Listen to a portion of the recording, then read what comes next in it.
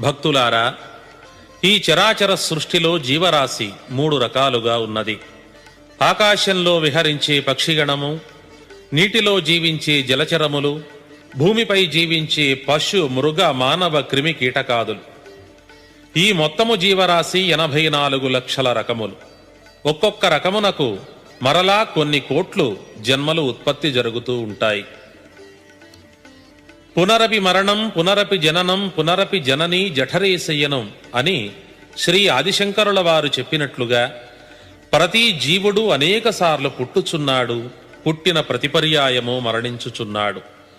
మరలా జన్మించుటకై తల్లి గర్భమున ప్రవేశించుచున్నాడు. జాతస్య మరణం ధ్రువం ధ్రువస్య మరణం జాతః. పుట్టిన వానికి చావు తప్పదు, మరణించిన వాడు తిరిగి జన్మించక తప్పదు. ఇది జగత్తు ధర్మము. జగత్తు అనగా అర్థము దానియందే దాగి ఉన్నది.